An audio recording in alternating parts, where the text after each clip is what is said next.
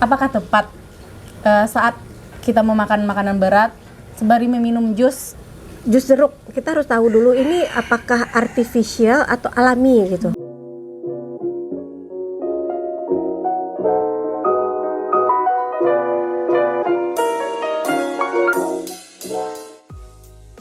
Halo para penonton dimanapun kalian berada, selamat datang di channel Dango Inspirasi Uda Joni. Assalamualaikum warahmatullahi wabarakatuh, sahabat Dango Inspirasi. Kembali lagi kita bersama Profesor Tuti Anggraini, STP, MP, PhD.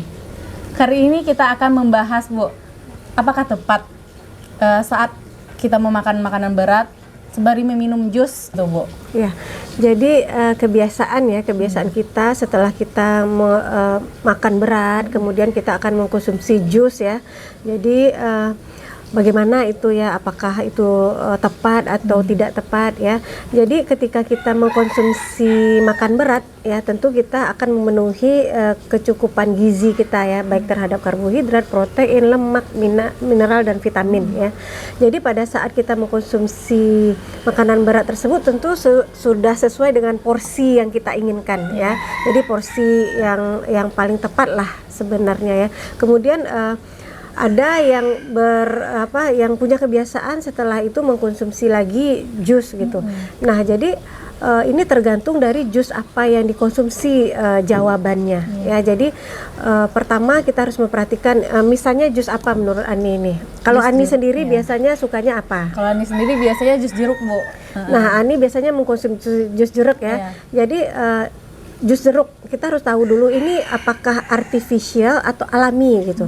Jadi kan kadang-kadang kita ketika mengkonsumsi jus, pesannya jus jeruk di beberapa rumah makan ada yang memang artificial, artinya dia mungkin dari sirup ya. Ada yang memang original dari jeruknya sendiri ya. Jadi ini harus kita tahu dulu ya. Jadi kalau di artifisial ya, jadi ini hanya lebih ke perasa saja ya.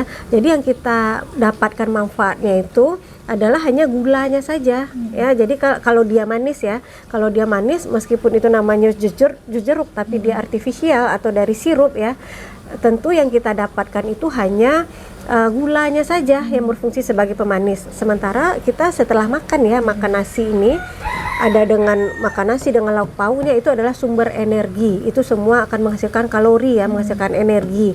Nah, jadi kita tambah lagi dengan yang manis-manis, artinya itu adalah gula juga. Itu adalah sumber energi juga gitu. Apalagi di artifisial tidak ada senyawa-senyawa baik lainnya, misalnya dari jeruk alami ya yang kita dapatkan.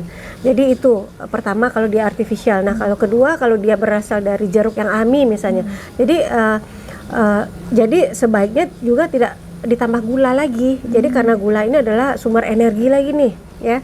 Kemudian jeruknya sendiri mungkin ada baiknya karena di jeruk ini ada mengandung komponen-komponen bioaktif ya. Jadi komponen bioaktif ini artinya dia memberikan ada aktivitas yang baiknya untuk tubuh. Jadi ada beneficialnya.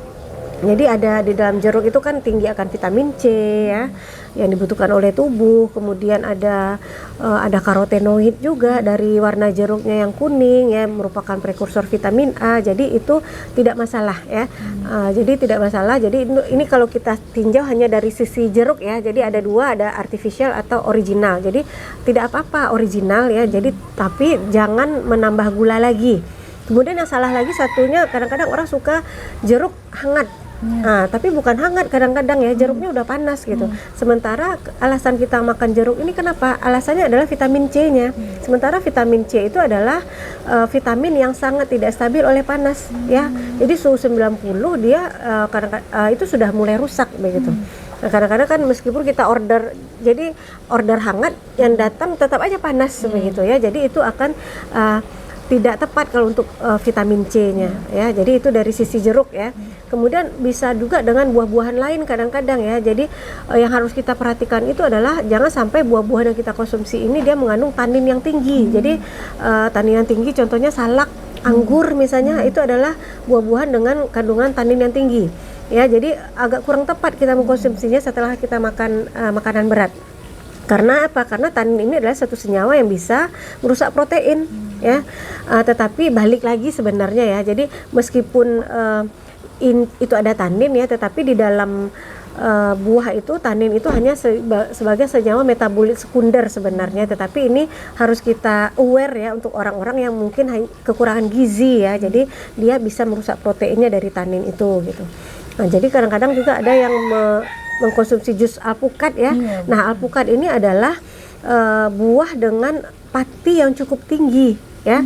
Kita sudah makan pati dari beras, kemudian kita makan pati tambah lagi, kemudian di pokat itu tinggi lemak ya, tambah lagi gula, tambah lagi susu, jadi kita akan berlebihan dalam mengkonsumsi. Jadi begitu Ani. Jadi kita harus bijaksana ya dalam mengkonsumsi sesuatu supaya kita tidak berlebihan berat badannya. Oke, kira-kira begitu ya Bu tanggapan Ibu mengenai kita harus bijak dalam mengkonsumsi dan memilih minuman apa yang tepat setelah kita makan berat. Terlebih apalagi itu dijadikan jus ya Bu ya. Oke. Sekian hari ini sahabat Dangau. Assalamualaikum warahmatullahi wabarakatuh. Video kami kali ini, terima kasih sudah menonton. Jangan lupa untuk like, komen, dan subscribe untuk mengikuti perkembangan terbaru dari channel ini. Sampai jumpa di video selanjutnya.